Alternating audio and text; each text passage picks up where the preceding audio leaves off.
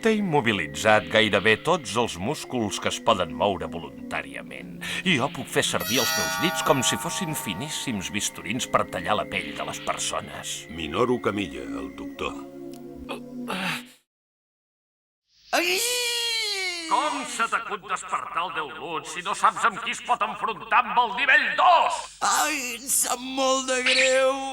Qui va ser prou benèvol per recollir un estafador com tu, que només serveix per engalipar la gent, Vostè, doctor Mu. I qui va ser el responsable que va convertir un estafador sense talent en guardià del Déu Lut i fins i tot en líder de la secta Lut? Digue-m'ho, inútil! Vostè, esclar. Què? No has aconseguit confiscar el rotllo? Ho sento, hi han intervingut unes visitants de la realitat i són massa poderoses. Vull modificar el programa i fer-vos més poderosos. Però com que no s'ha anomenat cap mestre virtual per aquest lloc, no puc fer-ho. Què hem de fer, doncs?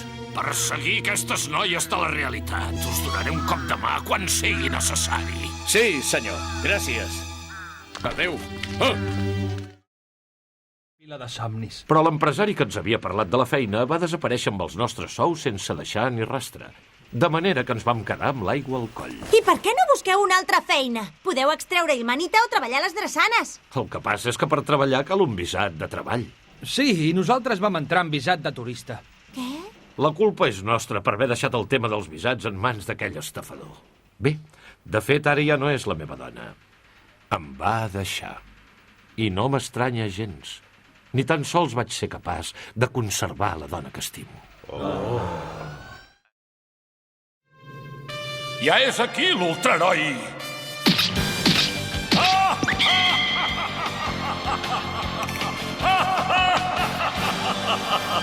Us ultrasoldats! Visca! L'ultraheroi és un protector de la justícia del planeta Ultra que es dedica a mantenir la pau a la Terra des qui va arribar. Però en aquests moments l'ultraheroi es troba en dificultats i la Terra està a punt de caure en mans d'uns invasors cruels. Col·loca la targeta a la ranura, la màquina es posarà en marxa. Se les pensen totes, Ara m'envien aquesta? Com es nota que se'ls comencen a acabar les idees? No val la pena fer-li cas. Oh, que és pesada punyefla. Estàs molt en forma. Suposo. Unes boles fantàstiques. Les teves boles són més ràpides ara que jugues amb pilota dura. Sí, la veritat és que m'hi he acostumat força bé. Kotaro! Hola! S'ha suspès l'entrenament, ho sabies? De debò, tenia moltes ganes de mullar-me una mica. No siguis ruc. Ei! Au, dona, que feia broma. On és en Kachan? Està parlant amb l'entrenador. Ah, molt bé. Vaig a veure si ve a aprendre alguna cosa amb mi. Jo sóc en Pontaro, el presentador del concurs. Tot seguit entraran els concursants d'aquesta edició. Un aplaudiment molt gran per ells! Comencem la primera prova. De què és aquesta silueta? Ja podeu respondre! Molt bé, nois! La tercera prova té a veure amb els gestos. Digueu l'expressió que et bombin fent servir els gestos més adients! Els fem una representació? Molt bé. Parla, Chiva! Això és veritat? És veritat que miraves la televisió amb aquell home a l'hora que s'ha comès el crim? Espero que no estiguis mentint! Chiva, t'estic demanant que juris per la flor de cirerer d'aquesta placa! Sí, senyor.